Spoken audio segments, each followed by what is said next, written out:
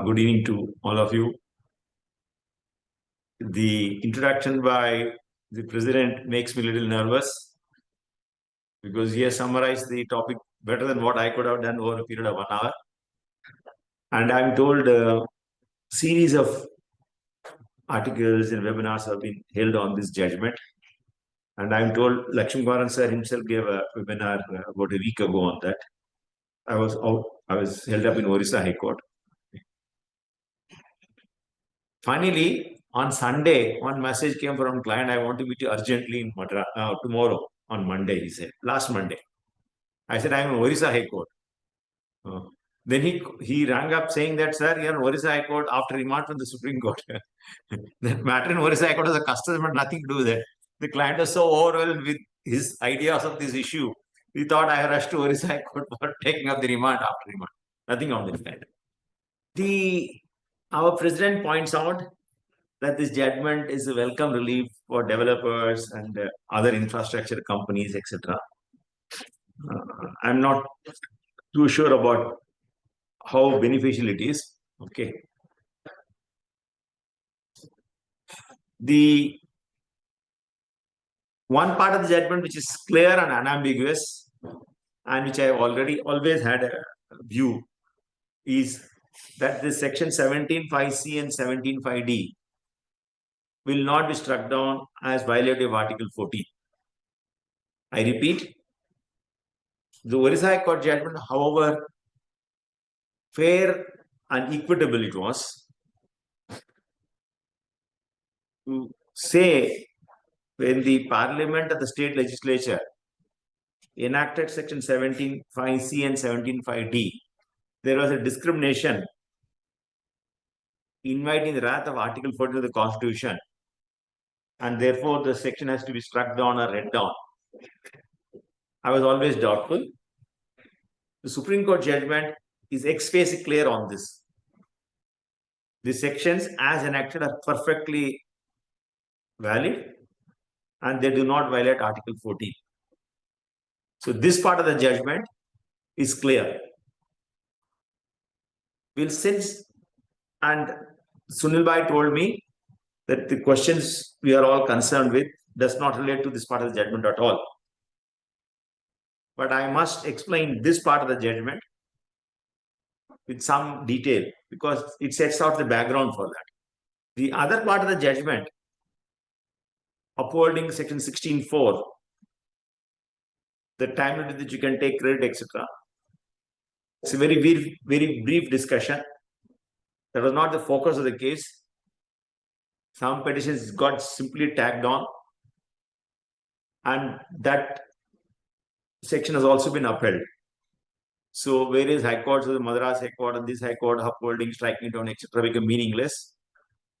And the time limit specified in 16.4 has been held to be perfectly valid. And it's very difficult to expect a 3-judge bench to overrule either of them. I don't think that will happen. That will be realistically possible. So these two parts of the judgment are complete and not in assessee's favor. As I mentioned to you all, I would like to spend some more time on the validity of these sections vis-a-vis Article 40 of the Constitution. It is not a theoretical exercise. It's not an academic exercise. It's not an exercise by a so-called high-flying lawyer who talks in the air and not going to the depth of the matter. There's a purpose behind this. Some months ago, one of my juniors called up from Calcutta saying that this Orissa High Court matter in a sales tax matter, and that's on input tax credit. We are challenging the constitutionality of the section. I said, in input tax credit, is the largest with the government. Whatever government gives, you have to take. You can very rarely get the section struck down in a VAT matter, input tax credit matter. The issue in that case was the assessee is manufacturing and selling goods on which pays output tax as a captive power plant, and he uses fuel for the power plant, which in turn is used for making the finished goods which are sold. So the junior was influenced by central excise concept. Sir, the electricity is for captive consumption. It's my intermediate product. I don't sell the electricity at all. Entire output of mine is liable to VAT. How can they deny credit on fuel? And therefore, it's violated Article 14, sir. I told him, and I request all of you to listen to this sentence a little carefully. I told him, please wait. The government will come up with a fanciful explanation. I told him the government will give an extreme example and justify this section. What is the section? Which denies input tax credit for fuel used in power generation, even if it's a captive power plant. And even if it's a captive power plant and the final product is taxable. Captive power plant for a final product is exempt from sales tax or VAT is not the issue. It was liable to tax. I told him the government would give an example that with an independent power plant generating power, say like electricity board, on that sales tax is not being paid, VAT is not being paid with sale of electricity by the electricity board. They will not be eligible to have input tax credit. In order to ensure a level playing field between an independent power plant which supplies power to a taxable entity and a captive power plant which is using it in-house for sale of finished goods, we will deny input tax credit to a captive power plant. In other words, I'm not saying in the wrong sense. In some sort of a cursed approach, they said IPP cannot be given input tax credit. I will ensure level playing field by denying to fuel used in captive power plants. Captive power plant in turn using for taxable goods. That's how level playing field can be achieved. The correct course should be they should have given some zero rating for independent power plants. Instead, they say they are denied the credit. I will deny credit for fuel used for power generation, even by captive power plant. When I told him, how can it be, sir? You are totally negative, sir. You have become old, you become pro-revenue. All this Rahul told me. Then 2 weeks later, he said, sir, revenue has filed a counter affidavit saying exactly this reason as a justification for introducing the section. Because when you're challenging the validity of a section, we are not concerned with the meaning of the words because meaning of the words are clear. You are not eligible for input tax credit and fuel used for power generation, whether captive power plant or not. There is no interpretation possible. The only excuse for the assessing is the section itself should be struck down as being discriminatory. And the answer given by the government is matter still pending, formally pending, where the revenue is to have a level playing field for fuel used for power generation in captive power plant and fuel used for independent power plants. In my guess, in my hunch, it's purely a guess. It's a hunch. It may be totally wrong. There's no basis for what I'm saying. Some such logic is what is weighing with the government in enacting section 17(5)(c) and D. I repeat, I have no basis for what I'm saying. This is only my hunch. They say under item 5 of schedule 2, pre-OC construction is liable to tax. Post-OC is exempt from tax. Both by virtue of schedule 5B as also by schedule 3. So sale of a completed building, there is no output tax.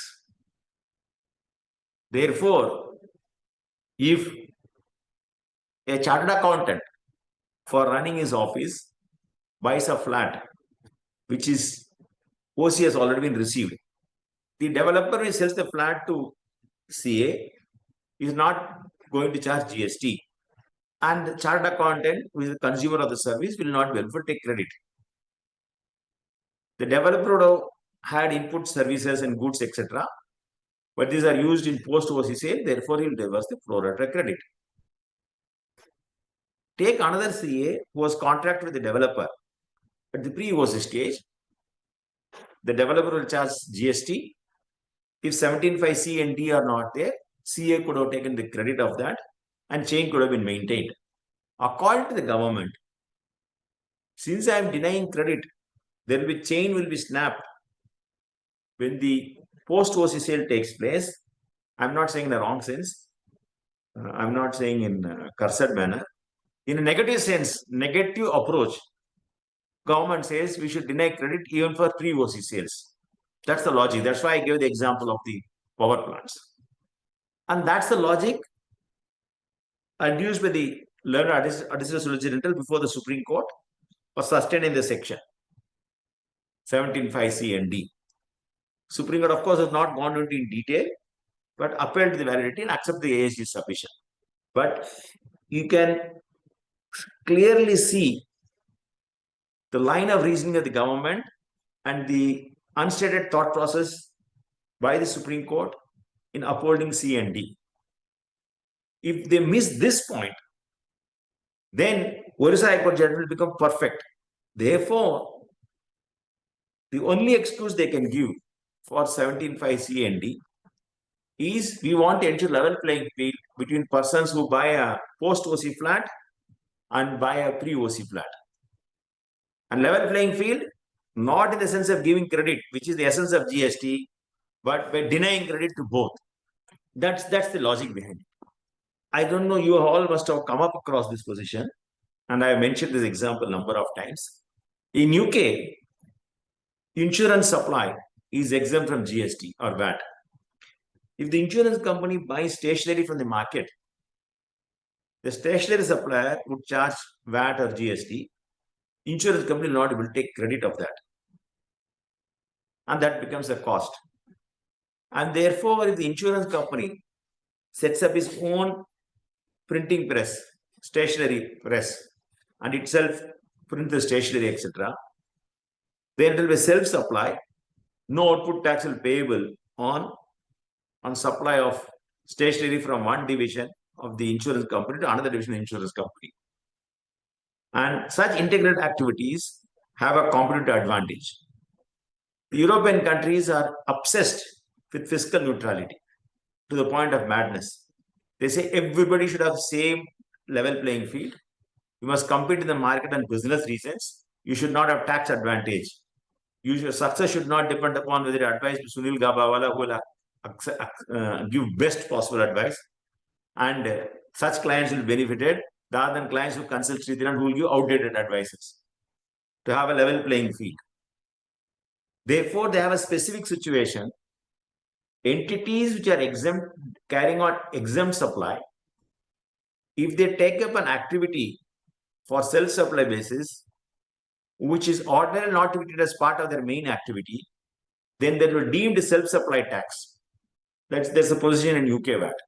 Our 17.5c and D are not identical to that, but this is the inspiration behind the section.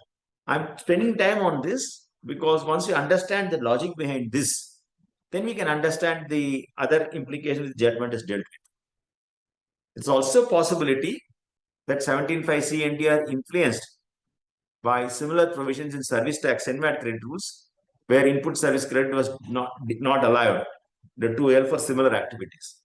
So far I have told you unambiguous portion of the judgment of Supreme Court, and which in my humble opinion are otherwise correct also. 16.4 upheld, 17.5c and D upheld. And the logic behind 17.5c and D is not available in any GST Council minutes, nothing, nowhere it is available.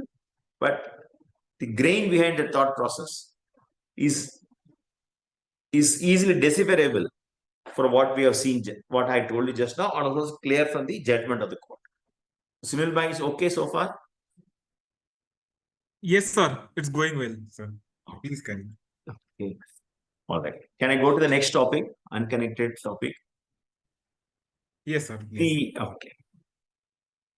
One of the principal bases of the judgment of the Supreme Court is 17.5d uses the word plant or machinery.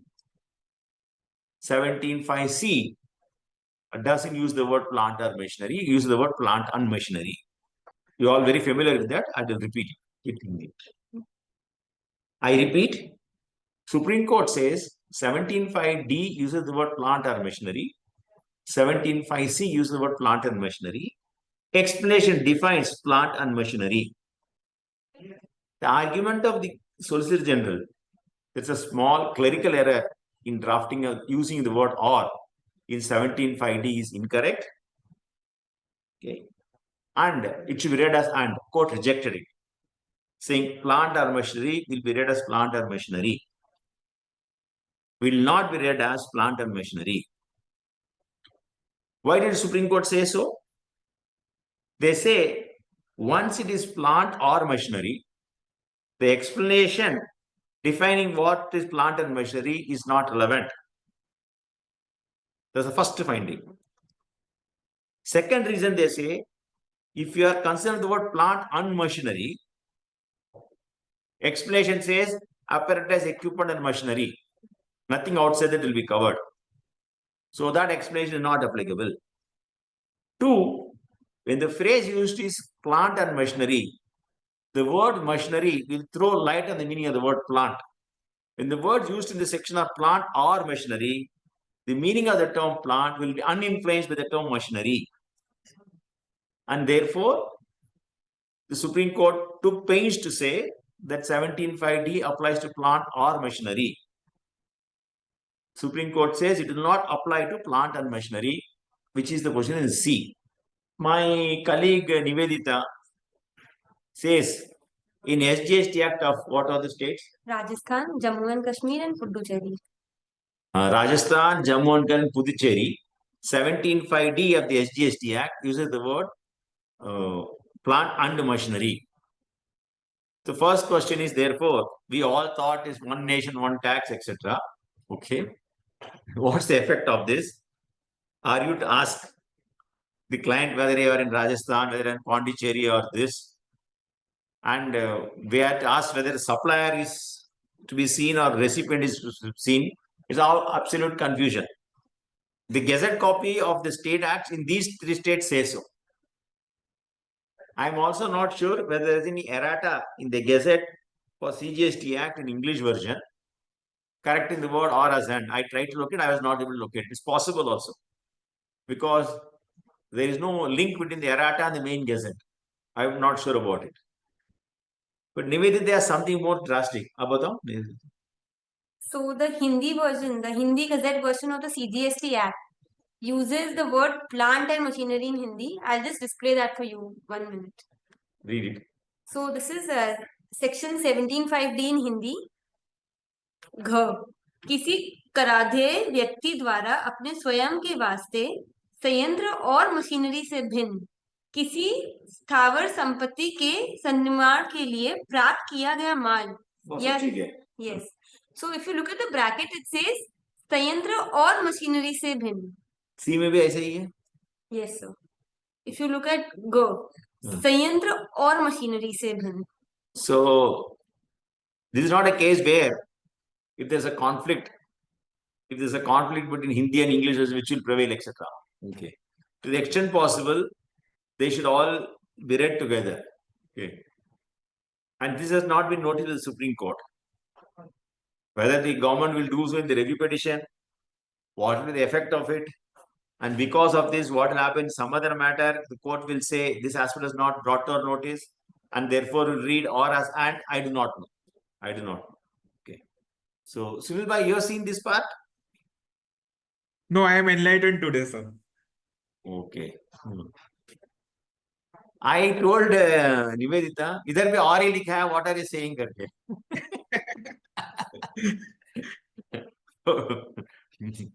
Mr. Arvindadar used to tell a joke. There was a Justice Adravel Pandian was from Madras. His Hindi is even more negligible compared to mine. So there were two judges who finished a meeting, came out to the hotel room. So the judge told his driver, "Aa jao." Okay. So Hindi speaking driver called this thing. So Justice Pandian telephoned his driver and said, "Jao." Okay. So the driver left. He was waiting. "Aa jao." Okay. Anyway, that's okay. So what will be the impact of this? We do not know. Whether one is Rajasthan, Puducherry in Jammu and Kashmir is one problem. Other is the Hindi version of it. Okay. Yeah? That's a different controversy. Okay. Now let us ignore that. Let us stick to what the Supreme Court has said. Perhaps the entire attention focus was shifted to plant and machinery point than anything else. I must point out that I have given hundreds of opinions saying the meaning of 17.5c should be derived from 17.5d and vice versa. In other words, they will be literally read as pair of words.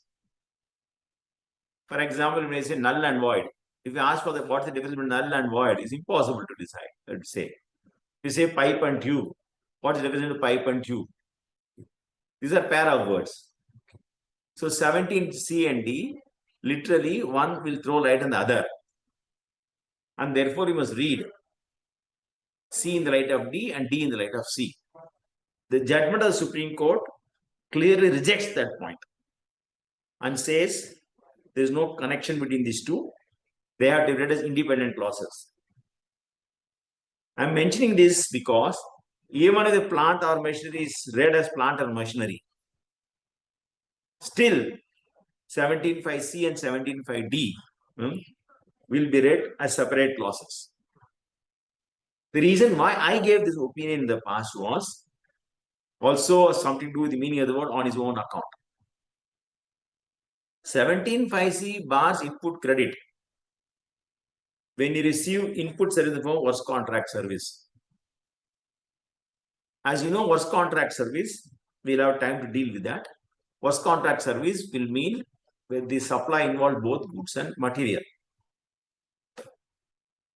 Therefore, if a recipient tells his supplier, you supply goods only, tells another supplier to supply labor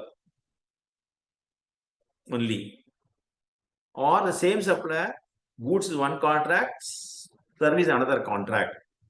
Therefore, he goes out of the clutches of 17.5c. He buys the goods, he receives services and reissues them to a contractor. Buys goods from A, receives services from B, issues them to C or to A and B. And it then says, I have not received work contract service, therefore 17.5c will not be attracted. 17.5d is enacted to prevent circumvention of 17.5c. That is the view I had given.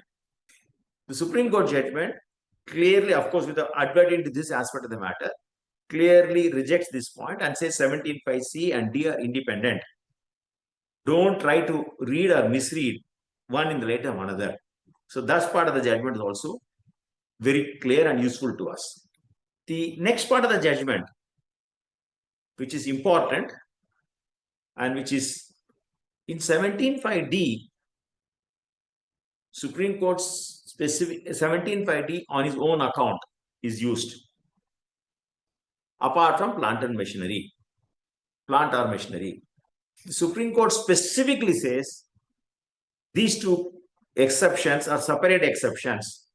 These two exemptions from exceptions are also separate in the sense no credit.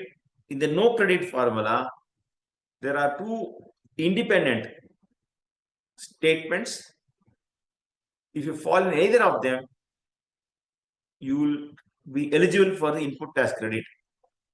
One is on his own account and plant or machinery. On this word, on his own account, the description is not elaborate except in para 32. And I am told by everybody, whole demand and dispute and discussions are on para 32. As Nivedita shows in the slide, is it possible for an assessee to say 17.5d is not applicable to me because it is not on my own account? I need not look at plant or machinery. Even mine is a building which is not in the nature of plant, but is not on own account. Will I be outside the clutches of 17.5d? And the reason people say is 32 there is only brief discussion and that in one sentence only. Subsequent discussions again go back to plant, etc. And therefore, it is not enough for you to say it is not her own account, you must also show a plant. Or meaning of the word on his own account is not to be judged from what is mentioned in 32.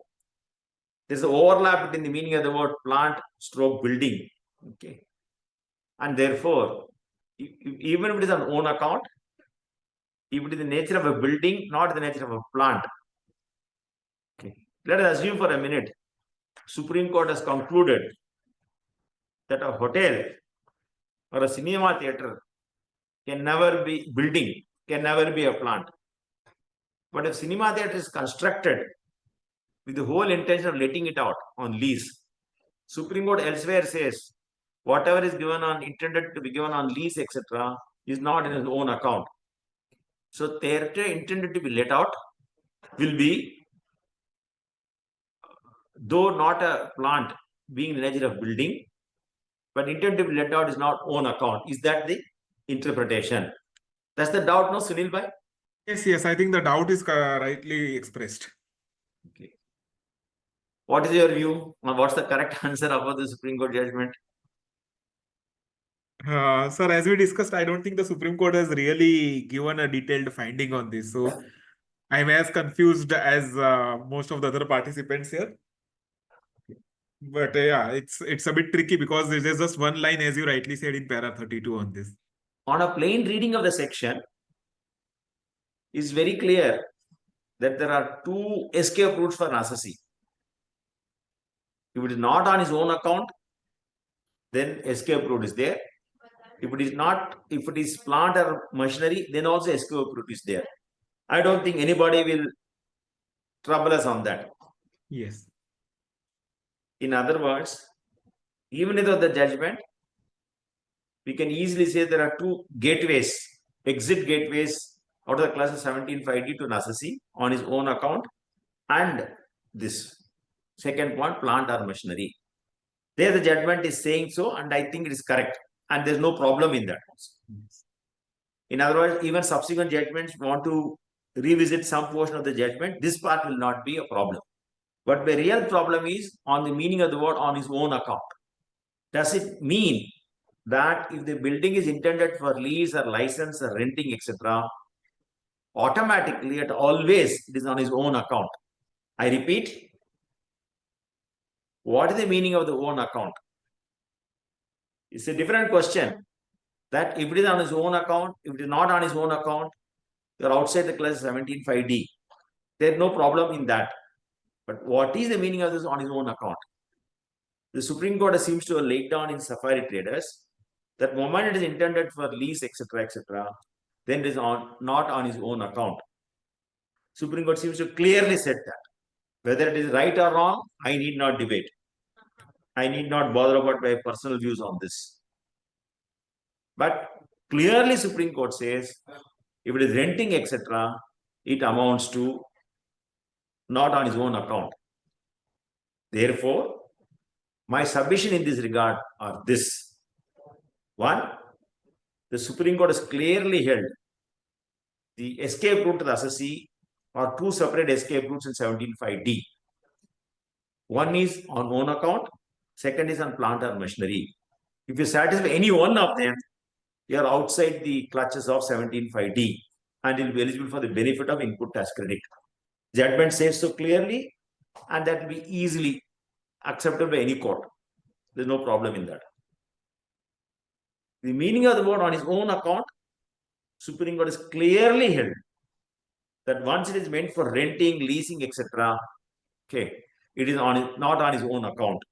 There also, court judgment is unambiguous. Whether that conclusion is right or wrong, we need not bother. Supreme Court is final, unless the larger bench revisits this point. To reiterate, moment the building is intended for lease, license, renting, etc., it is not on his own account. That's also clear. The next question is on plant and machinery. Sunil Bhai says the functional test is little confusing. If a gold medalist in CA can be confused, then what can people like me do? But right now, let us ignore this point of the functionality test, what is a plant, what is a machinery, for a few minutes. There seems to be a clear suggestion in the judgment of the Supreme Court whatever else may be plant or not. Two people have been cursed to be not a plant. उनको ऊपर श्राप है क्या Hindi is correct word? One is theater, second is hotel. Matter may be rediscussed for a mall, warehouse, etc. Functionality test. Supreme Court says specifically in the context of income tax for these two people, we are held. They are not plant. The building, it is a building, not a plant. So that part of the matter is foreclosed and is not available for argument for a tribunal, high court, etc. The question I am posing to all of you is, if I said few minutes ago, there are two different distinct escape routes, one plant or machinery, another on his own account.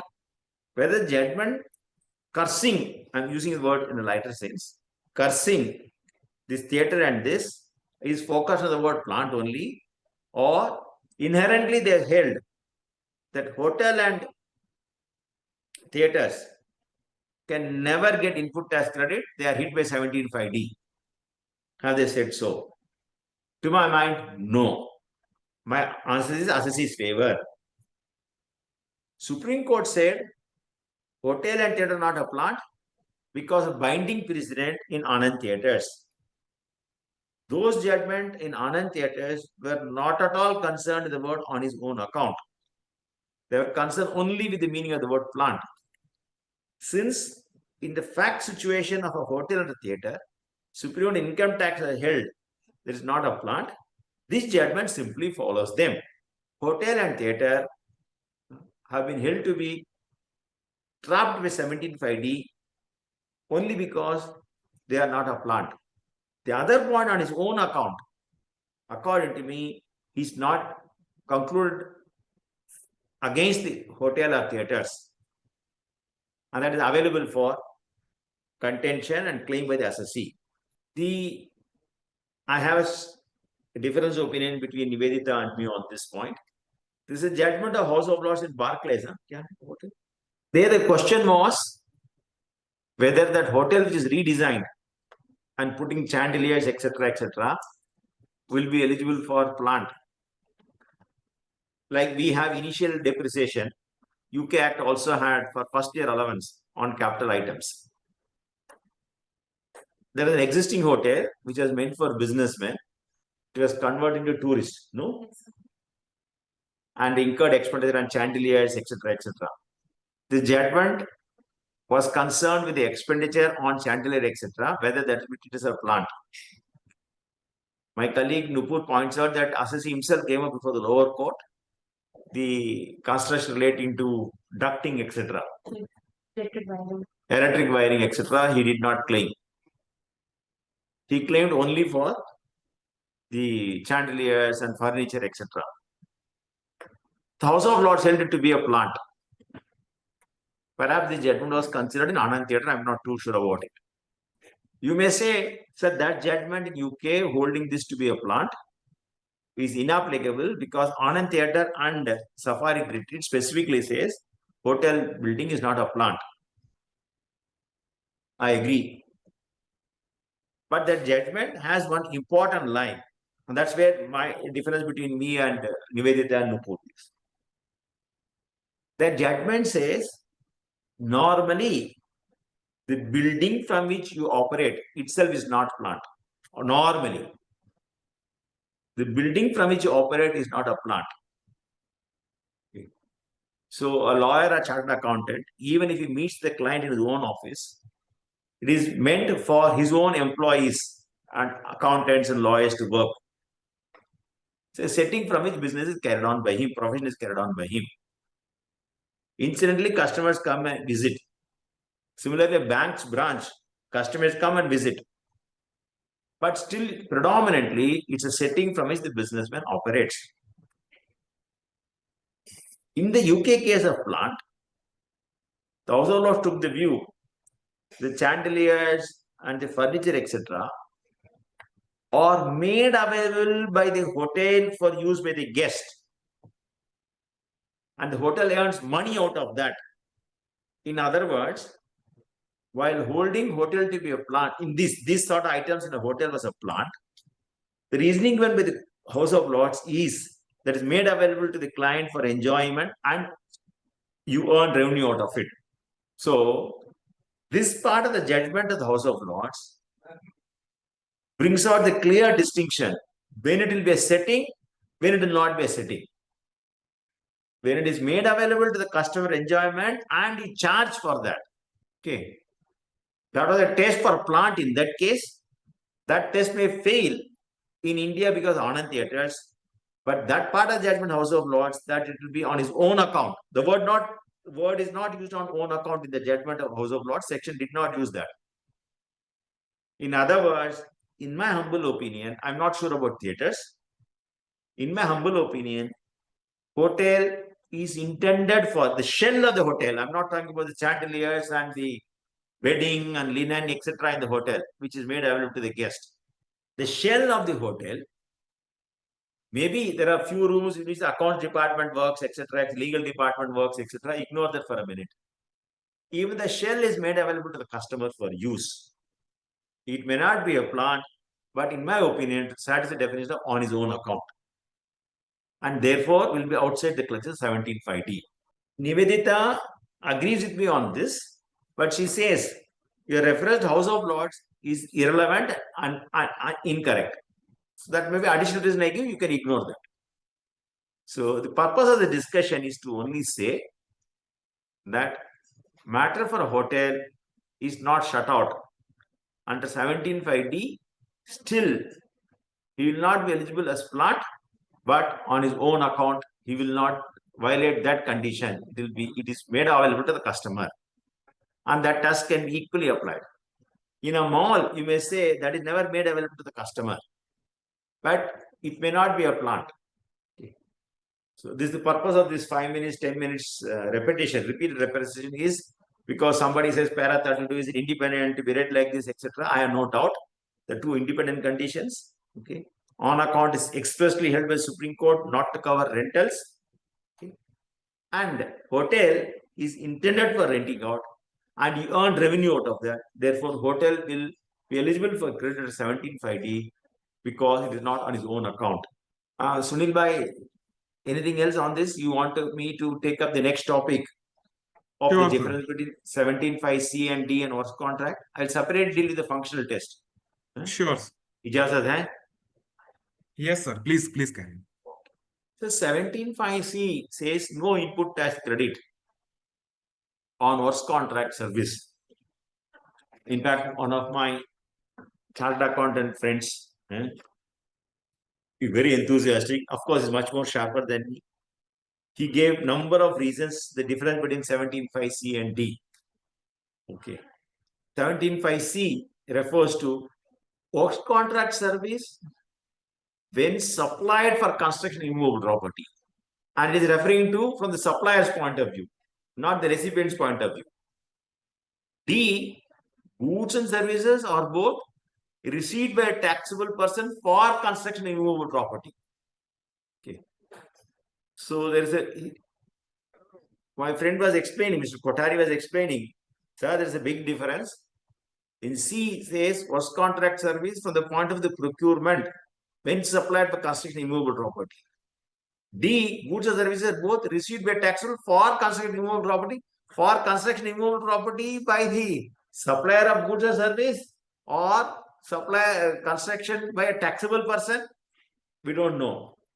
And C doesn't refer to taxable person, D refers to taxable person. Supreme Court also has a number of differences between C and D. Okay. We'll keep aside for a minute. Construction immovable property is a common term, but by a taxable person qualifies receipt of goods or for construction in D is unclear. But let us go to C for a minute. Works contract service when supplied for construction immovable property. Incidentally, unconnected with this matter, there is a dispute, I am told, when you pay GST on premium for land or rent of land, will that be eligible for credit? Will it be hit by C and D? That is not dealt with in the judgment. There are various views in this. We'll ask Sunil Bhai for his view. But prima facie, according to me, lease paid on lease premium, GST and lease premium on land or rentals on land will not be trapped, will not be denied the benefit of 17C and D because they are not for construction immovable property. Works contract service when supplied for construction immovable property. According to me, it will not be. That we'll deal with in a minute, little later. So C refers to works contract service from the input side, from the supplier. We all know the difference between a normal sale of goods and works contract. Normal sale, only goods will be involved. There will be no sale, no service. A sale of a room air conditioner with incidental fitting may still be sale of goods. A sale of central air conditioner will be works contract. Then in K. Raija and then Justice Loda judgment L&T, what we call new type of works contract service. In the traditional works contract service, Gannon Drunkali is a contractor. It is called by, say, let us say Tata Steel is setting up a factory. It calls Gannon Drunkali to come to his land in Jamshedpur and put up a factory building. So the land belongs to the customer. The supplier doesn't have ownership of land. He comes and constructs the building. He supplies sand, cement, steel, etc. and uses his labor. That will be a traditional works contract because land is the customer's land and the contractor constructs the customer's land. Post 2006, in K. Raja and other cases, a developer is constructing flats for sale to a prospective buyer, and between the developer and the customer, not only superstructure is going to be transferred, interest will be given, underlying land also will be given either way of lease or sublease and undivided interest, etc. What I call as new works contract for developer. Please don't mix up between the civil engineer engaged with developer for constructing the building.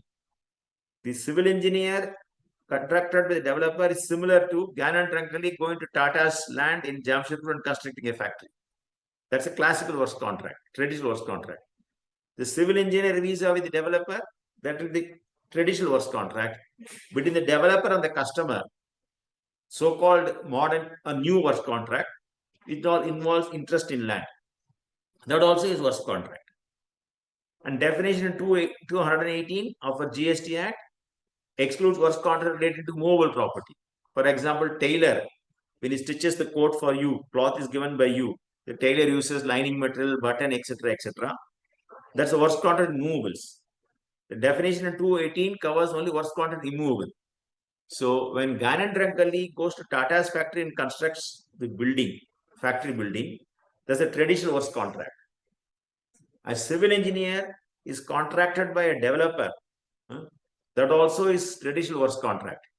Between developer to customer is also works contract. Okay. But important point is in the developer to the customer, 5B focus on the superstructure only. And Schedule 3 refers to sale of buildings subject to 5B. They are also focused on the superstructure. And the abatement notification provides for exclusion of value of land. Therefore, in my humble opinion, when C and D refer to construction immovable property, it refers to superstructure only. Okay. And therefore, works contract service is supplied to construction immovable property refers to the cement and steel, etc. And therefore, land taken on lease is not hit by C or D. That's the logic. The focus is on construction immovable property. Why I gave this distinction? Because if you are in D, you get some benefit of the Supreme Court judgment. If you are in C, you don't get a benefit. Again, Mr. Kothari was telling me, sir, it may be so works contract service. Clause D refers to goods or service or both. Works contract service is indeed a service. Because definite service is anything other than goods. In any case, works contract is something which is both. So therefore, I am covered by D. If it is not on his own account. It's a very important point. There, my view is, if you are concerned with an exemption notification, service tax or GST, etc., And if there are 2 exemption notices available to you, you can choose any. Similarly, for classification the rate notification, if product falls in both more than one item, you can choose one which will reduce your burden. But 17.5 says no input tax credit in the following situations.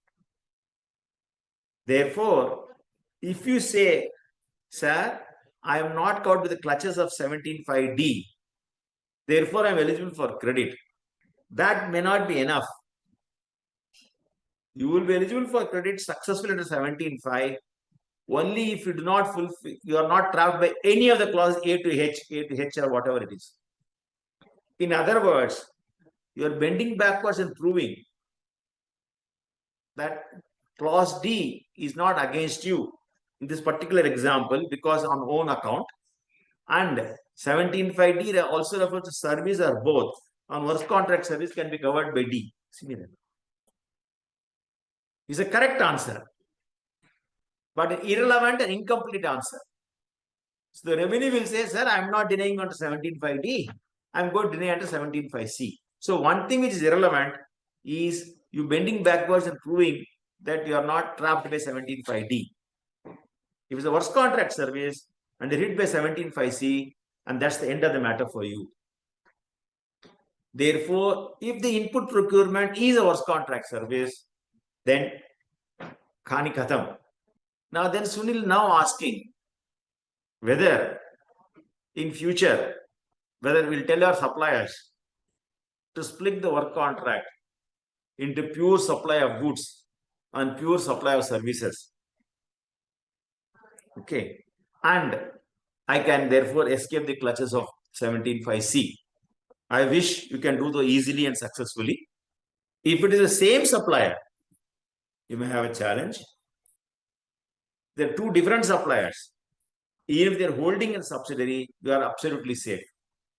The supply of goods comes from one, supply of service comes from another, then you can successfully avoid work contract service, because supply from 2 different suppliers cannot be fused together to decide the classification. That is settled point. So A supplies goods, B supplies services. Then even if there is a cross-fall clause between the 2, you will be outside work contract service and therefore outside 17.5C. If it's going to same supplier and they are going to split the supply into goods and services, okay, and if there is a cross-fall clause between the 2, then it's a matter of debate and dispute. For reference, you all may see the judgment of Andhra Pradesh High Court by Justice Ramesh Ranganathan, delivered on 17 September 2015 in Larsen and Toubro, in the context section 6.2, even sales for central sales tax. There the High Court took the view that once there's a cross-fall clause, the 2 together will be read as work contract service. There is no question of goods involved in that. That's the judgment not in our favor. And that refers to a host of case law on that. Okay. So as far as work contract service is concerned, splitting up, particularly the cross-fall clause, may not be easy. But you make it 2 different suppliers. Okay. And even if there's a cross-fall clause between the 2, we are safe. There's no problem in that. Then the last part I wanted to discuss is on this functional test for a plant. Sunil, that's the one you wanted, no? Yes, sir. You are saying that it is unclear to you. Okay. It is not clear to anybody. Okay. You don't worry. You are not the only one who are having doubt. When I read the judgment of Supreme Court of Scientific Instruments, just Venkatarama's judgment, which is the leading judgment on plant, the better judgment on plant is written by Gujarat High Court in Helicon Engineering, okay, which has been approved by Supreme Court. That's much more detailed and elaborate. Okay. There, they use the test functional test, function utility test. All of you are chartered accountants. You will know the meaning of the word plant, particularly income tax, better than me. There are a few tests, standard comments, nothing profound. This is not a reflection of any superior knowledge. Just look at Palkiola's book. He gives all this in one page. Plant generally is anything made, anything and everything which a businessman requires, a tradesman requires, except for items made for sale or bought for sale. That is, stock in trade is excluded. Anything which a businessman requires, except items made for sale, brought for sale. That is the first thing. Second, very premises from which he conducts his business may not be plant. Building itself is not plant. Your own office may not be a plant. You may not be able to work without that. Functional test is satisfied that it is an item required for your functioning. But is it a tool with which you can work? That's the word used in the judgments. That is, big or small is not relevant. For example, a cobbler will have a small knife, pen knife, for cutting leather, etc. That is not big. That is not the test. It need not have a moving part. What the doubt was, it can be a machinery only if there is an engine in it. Need not be. But when the cobbler applies that wax on the धागा ऊपर wax लगाता है, उसके बाद सिलाई करता है, the wax will not be a plant, but the knife will be a plant. Is it a tool with which you carry on your business? That's what the test is. And exclude the premises from which you carry on business. Of course, human being itself is not a plant. Therefore, for a lawyer, a book is a plant. I remember many years ago, one income tax officer asked for books purchased. So number of books and medicine I had purchased and given it to him. तो बोला घर का खर्चा है तो आप office में claim करते हो. मैंने बोला मेरे घर पे दूर दूर तो कोई डॉक्टर नहीं, कोई पढ़ाई नहीं करता. These books on medicine required for a central excise lawyer and customs lawyer. Why look at books? My library will have books on metallurgy also. My books will have on any number of commodities under the sun. That book is a tool with which a lawyer dealing with excise classification will deal with. ITR will be a tool with which you as a chartered accountant practices. That's the functional test. The very premises may not be. The specialized building, that's a slightly different situation. All this is different from the building itself is made available for the customer. On his own account will not be satisfied. So the functional test, of course, is on a case-to-case basis. Equal number of cases can fall on this side of the line. Okay. Where to draw the line is a very difficult point to decide. Okay. But they decide on a case-to-case basis. But to say there is nothing called a functionality test is incorrect. Functional test means only this. Is it a tool with which you carry on business? Exclusion should be very premises in which you conduct business and also stock in trade. Big or small, not having moving parts, not expensive, all that is irrelevant. Therefore, in my opinion, a shell of a building per se, not made available to the customer, may not be. This is apart from the point that in a mall, any case, you will be eligible for credit on lift, air conditioning, plant, wiring, etc. Because whether you read it as plant or machinery, they will be certainly covered by that. Particularly when section refers to which are fixed to the earth by foundation structural support. So it is not necessary that in a multi-story building constructed by a developer, he will never get credit on anything. Even in his lot of items like electricals and lifts, etc., air conditioning plant, there are some doubts on some of these items, but they are not affected to the judgment. This is all I wanted to say, Sunil Bhai. Yes, sir. Thank you. I think you can give your comments. What are the points you agree, disagree? No, sir. I think also can give. Okay. Yeah. Thank you, sir. I think you've thrown light on some of the important facets, and I think the research which you brought about explaining the Hindi version and especially the 3 states where the words are used in a different fashion. I think that was an eye-opener because I don't think that has been discussed elsewhere. And as you rightly said, even the Supreme Court has not looked at that parameter at all. So you nicely explained the key principles of the judgment and the key findings of the judgment. There are a few questions. Maybe we can take them up if it's okay with you, sir. We can take up. I can take any question. If I'm not able to answer, you will answer, or any one of you can answer. No. Sure. Bolo, sir. So, sir, Ankita Shah has asked this question. She says that if our warehouse is considered a plant and we avail ITC on the construction expenses and then we sell the warehouse after a certain period of time, how would the ITC availed be treated? Will it be requiring a reversal or not? That's a very This is contentious. also the point which the ASG had brought about in his arguments, that a property might be taken on rent and maybe if after 1 year he might just sell it off. That was also the concern of the ASG in the arguments. So I think that's what Ankita is also bringing about. Let us slightly modify Ankita's example to make it more spicy. Yes, sir. In the sense, if the initial agreement itself says, I will lease it to you for sole buyer, not hundreds of buyers. They say, we will lease it to you for 5 years and sell it to you after 5 years. Or I lease it to you for 5 days. That's possible, no? Sale and agreement to purchase can be there. Sale and agree, lease and agree to sale is also possible. That also can be entered into. And you say 5 years, so says 1 year, then 1 month, 1 day. Where do you draw the line, Ganesh, you will say? The answer is no easy answers. These problems are not because you don't have the skill in the law or I don't have the skill in the law. The problem is with the law. Okay.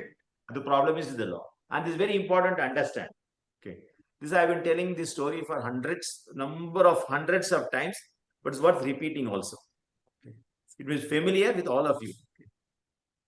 In a customs, when you import a coil, you will pay custom duty, take the coil out of the customs, and custom fellow will not look beyond the port.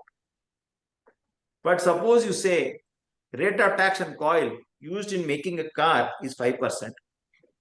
Coil used in making dalda tin is 15%. Okay. The problem is Customs Act said, I will do everything done and dusted before it leaves the port.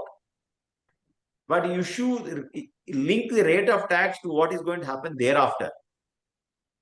The Act is not geared to deal with this situation. That's a common problem in number of tax laws. Your development rebate deduction is given subject to you being used for 8 years. Income Tax Act normally concerned with everything being done within that year. If the deduction is given subject to what is going to happen after the year, the machinery fails. Then you need to have 154. Then 154 will say on the day the allowance is given should be rectifiable. There's no mistake on that day. Then you have 155. Similarly, in GST, everything should link to at the time of supply. Nothing should be linked to anything else. Okay. And similarly for input tax credit, also it should be that. But once you put in a structure which doesn't feel within this, then there's a problem in that. The other difficulty is if you want to block the credit, okay, it should block by description, not linked to subsequent. There must be distinct in 17.1, 17.2 and 17.5. It is if credit availability is going to link to what is going to happen thereafter, that's a matter which should be dealt with 17.1 and 2, not by 17.5. But we have made a miss in that. And 17.5 C and D is also governed by Rule 42. Okay. So the question in Ankita, that's why I said change the example. So we have to say these are artificial situation, artificial answer alone is possible. The law decides applicability of credit on the day the supply is received or day you take the credit. What happens thereafter is not dealt with in it. And therefore, if you lease for 5 years, finish the credit and utilize it beyond this thing. In fact, you may word the lease deed that will be leased till the time credit is unutilized. The day credit stands utilized, I'll convert the lease into an agreement to sell. Perfectly valid, no problem. Okay, right. So just to summarize, sir, your view, what I could understand is that 17.5D by itself will not apply at the starting point at the time of the credit. And at a later point of time when the sale happens, 17.5D will have no application. It has not to be looked at that point of time. Provisions of 17.1 and 2 may apply.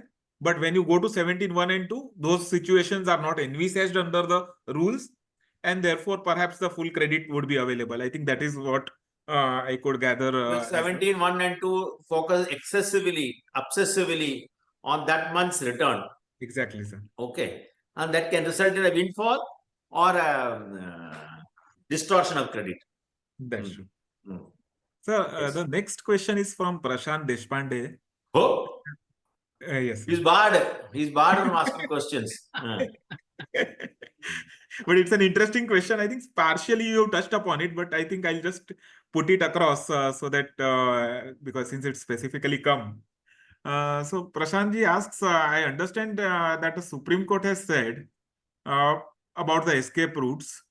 With due respect to the apex court, on his own account should have been read together with construction of immovable property.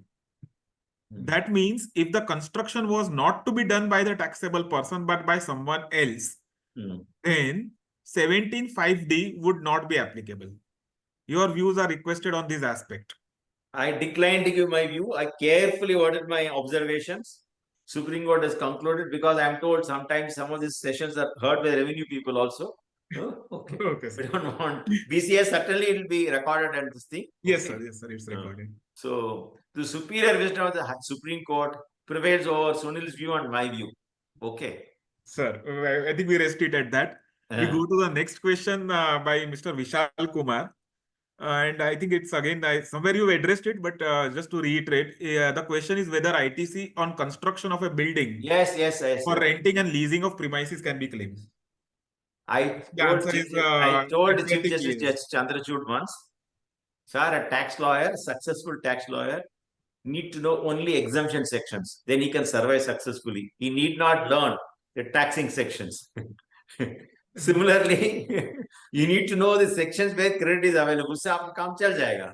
Sir. Then Justice Chandrachud said, how easy is Sridharan? He said.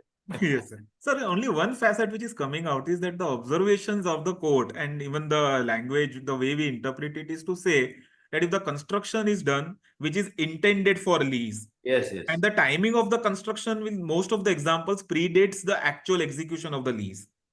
So, on how would a taxpayer actually demonstrate an intention to lease? Because intention, sir, many times is always a slippery word. The Supreme Court has said in Dalmia Dadin and other cases, for use means intended for, it is not actual use. Yes, yes. Okay. But those judgments were dealing with the situation where the act in question, the section in question used the word for use or intended for use. Here, these words do not figure in 17(5)(c) and D. Yes. Okay. And therefore, Supreme Court says intended for. But then, sir, as Lord Mansfield said in 15th century or so, even a devil doesn't know what is in a man's mind, but a judge is supposed to know. In criminal law, who intends to? Okay. The circumstances never lie, they say. Okay. Witnesses may lie, circumstances never lie. So you don't use the word intent so much in our tax laws, but in criminal law, everything, whosoever intends to do this, intends to do this. How do you gather the intention? Okay. From the act. So therefore, in some sense, from a project report, this, etc., you can have an idea. It's not an easy answer. Okay, that's the only way. Okay, sure, sir. Intended for use, not used in the act. Therefore, Dalmia Dadin is not relevant. We can successfully confuse court with that, and intended can be. That's the fact. There's no clear answer to all this. Okay, because the structure of the judgment is itself little. Okay, next. Sir, next question is from Haresh Kagrana. The question is that a company is buying an under construction office. So we are talking about the new works contracts by the developer. And in a regular business of letting out the office or commercial premises, whether it would be hit by section 17(5)(c) or D, an input credit can be denied, or is the builder supplying works construction service and not works contract service, so section 17(5)(c) or D is not applicable and eligible for credit. मैं समझ नहीं पा रहा हूँ मैं. I'm not able Sir, to it's follow. a case where, let's say, there is a person who books units in a commercial property being developed. So naturally, the builder developer is going to charge him GST. Okay. Which is that new works contract which you referred to, L&T wala works contract. Hmm. and he intends to actually lease it out. Who? The person who is booking that unit in that developer's property is Mhm. intending to further lease it out. It's a purchase of constructed flat at 12%, which he's going to lease out for them. So construction not on his own account, as per the judgment of the Supreme Court. Hmm. Yeah, so construction is not on his own account. So But whether it is works contract works service contract or or goods or construction. service, So that is the question which Harish Bhai is asking. So section 17.5 C and D says goods or services / works contract services supplied for construction of an immovable property. Here what he is receiving is an already constructed unit. So it is not for construction. So anyway it will not be hit by the bar of section 17.5 C and D. Yes. So what you are trying to say, Nivedita, is basically that this is a service of construction received, not service for construction. yes, correct. You put it better. Hmm. I Yes, think next. that's a wonderful argument, I think. Hmm. We go to the next question by Ramji again, which is answered partially. The question is, will a lift in an office be a plant which is used for transporting clients to the office located on the second floor? I think, sir, you have perhaps... We need not even it is refer to why need to bother about lifting the persons. You say it's plant and machinery, no? Hmm. Yes. Hmm. The lift doesn't need a lift in that sense. So I think there's a question from Vaibhav. A developer avails works contract supply and outward supplies construction services. So from a developer's perspective, whether a commercial project will be hit by restriction under 17.5C. Will be hit, no? Hmm. Will be hit. Hmm. But sir, Because it is but I can't imagine outward supply being not a works contract service. yes, sir. That was the key point which I was also going to ask. But if you assume Hmm. that it is indeed a construction service. Sure. So the next question is, what would be the effect if an amendment is made and or is replaced with and? It will be prospective.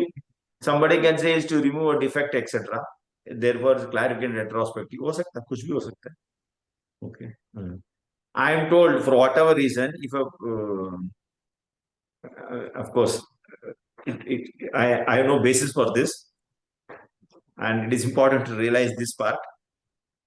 If you go for an amendment retrospectively, the government may, maybe the revenue secretary, finance minister said no, amendment prospective. Why? Because opposition will say you don't know how to do your job, we made a mistake, you are making retrospective for political reasons. So they say let bygones be bygones, even if there is a mistake, government will bear the loss, will make prospective amendments only.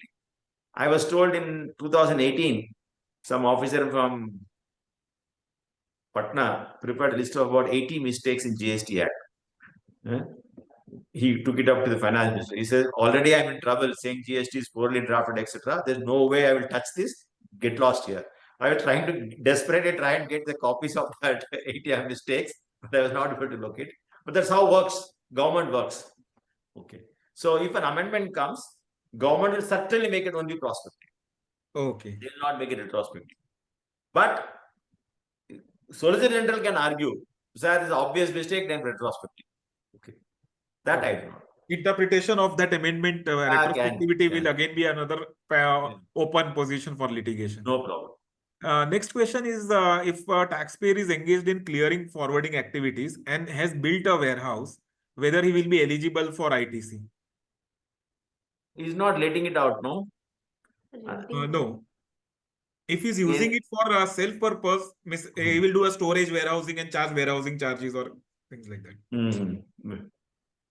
And assuming that is not on account, it is not hit by 17.5C. Okay. He would be hit.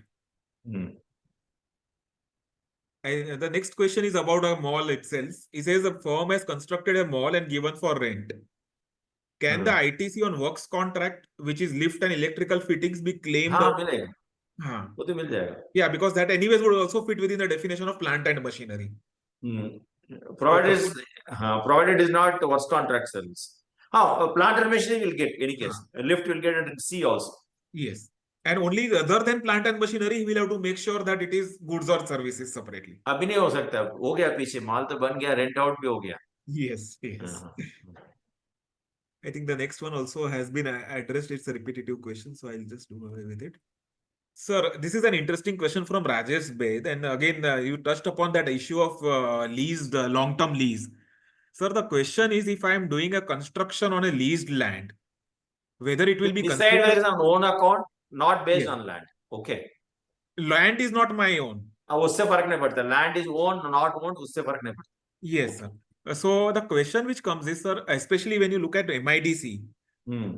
MIDC enters into, sir, as you are aware, two structures, two agreements. One is an agreement to lease. Yes. It allots you a plot of land, allows you to enter into the premises with a limited. MIDC issued a circular world over saying that we are of the use, Sridharan as advisor, therefore you are charging Uber. The terms of the agreement are such that the intended licensee What's is the content? expected What's to the query? What's construct. the query, Sunil bhai? Sir, the query is that the structure which is constructed by the licensee Mm-hmm. under the legal agreement, the ownership of the structure also belongs to MIDC. And the lease agreement is entered into for not only the lease of the land, but even the structure. But this is not connected with what we are discussing, no? Sir, the question therefore is that if as a licensee I am incurring a cost of construction, I might be incurring the cost, but I am not doing it on my own account. I am actually doing it on account of MIDC because the ownership of the structure belongs to MIDC. But you are not getting anything from MIDC, no? No, I am getting just the lease right. That's all. So you pay and still it is for MIDC. Yes. So that was, I think, the question which is asked, that whether it can be said to be for own account in that case, or can I wriggle out from that thing? No, it would be ambitious. It's for a different clause. That will take half an hour to explain that. You can keep another Wednesday whenever you want. Sure, sir. Only on MIDC leases, etc. Okay. The next question is of a builder developer who is selling under construction commercial properties. And naturally, till the time he is selling it under construction, he claims the credit. At the time of OC, Rule 42 requires him to reverse the credit to the extent of unsold inventory. And if that unsold inventory is later on given on rental basis, whether he can reclaim that reversal. Can he say that now for this part, I want to go under 17(5)(d)? No. Just now we discussed available credit will be decided at the time of taking the credit. At the time of some may be a windfall, some there will be distortion. That's true. It cannot be in logical lines. How many more questions, Sunil? No, some of them are repetitive. So the repetitive questions I'm just skipping, and I'm just seeing if there's something. We'll just take one or two questions more. I think Kalpesh Bhatt is asking if company A is related to company B and they are independent contracts for goods or services, whether company A can avail the GST credit. I think you answered, sir, that even if it's a holding subsidiary, it would still. Yeah. I gave this example because there is a judgment in UK. Broadcasting was taxable, books were exempt. And when that operator supplied both, he ended up paying on book value also. Then these programs, no, those days cable TV people used to send a monthly program. Channel mein aane wala. So then he supplied the book through a subsidiary, and the channels were continued with the holding company. The court held he cannot club these two, and book value will be exempt from GST. Holding and subsidiary created only for this purpose. See, Kerala High Court also, in Abbott also, supply with two separate cannot be fused together. Sir, I'll take the last question, and the question is actually relevant from a practical perspective that there are entities which have conservatively reversed the ITC already or not claimed it in the first place. The question is, can it be now claimed considering that the Safari retreat somewhere is unlocking based on the interpretation of this on account or any subject to your 16.4, you can do that. Sure, sir. So I think that was only subject to 16.4. I think I'll hand it over back to. It was a wonderful. And always be simple for you. You must have known all this better. I'll hand it back to the President Anand to take it ahead from here.